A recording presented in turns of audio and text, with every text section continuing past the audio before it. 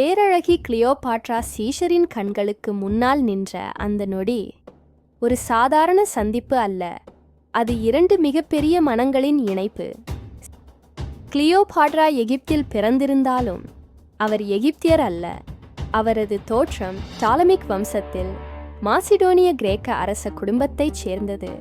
Our அலெக்சாண்டரின் தளபதியும் நண்பருமான Ptolemy I சோட்டர் என்பவரின் வழித்தோன்றல் ஆவார்.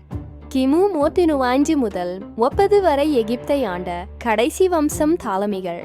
கிமு 51 இல் அவரது தந்தை டோலமி 12 இறந்த பிறகு கிளியோபாட்ரா தனது சகோதரர் டோலமி 13 உடன் எகிப்தின் இணை ரீஜென்ட் ஆனார். கிளியோபாட்ரா தனது சகோதரரும் இணை ஆட்சியாளருமான டோலமி 11 மணந்தார். அவருக்கு அப்போது 10 வயது, கிளியோபாட்ராக்கு 18 வயது.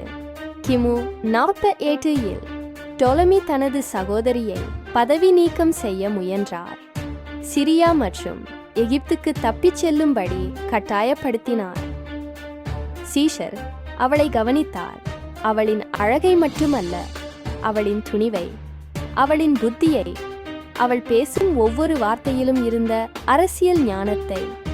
கிளியோபாட்ரா அவனை வேண்டவில்லை. அவள் பிச்சை கேட்டதும் இல்லை.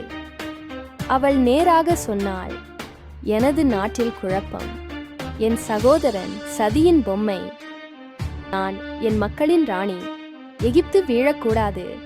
சீஷர் அமைதியாக கேட்டார். அவர் ஒரு படைத்தலைவர். அவர் மக்கள் மனத்தை படிப்பதில் வல்லவர்.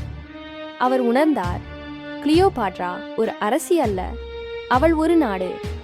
சீஷர் அவளை ஆதரிக்க முடிவு செய்தார். அவர் படைத்தடத்தை அழைத்தார். எகிப்து அரண்மனையின் உள்ளே படைவீரர்கள் காலை நடையுடன் குதித்தனர். எகிப்தின் சாலைகளில் தூசி எழுந்தது. புரட்சி குடைசியை கிளப்பியது. டோலமி 13 படையும் கிளியோபாட்ரா மற்றும் சீஷரின் கூட்டணியும் எதிரெதிராய் நிற்க எகிப்தின் மணல் மேடுகள் கூட நடுங்கியது. போர் தொடங்கியது. வாள் ஒலி, குதிரை கால் தடம், கத்தல், கண்ணீர். இது ஒரு அரச குடும்பத்தின் பிரச்சினை மட்டுமில்லை, இது எகிப்தின் எதிர்காலம். சில நாட்கள் போருக்கு பிறகு டோலமி 13 நைல் நதியருகே பின்வாங்கினார். அங்கு பயமும் அவசரமும் கலந்த ஒரே முடிவு. அவர் நைல் நீரில் விழுந்தார். அலைகள் அவரை மூடியன.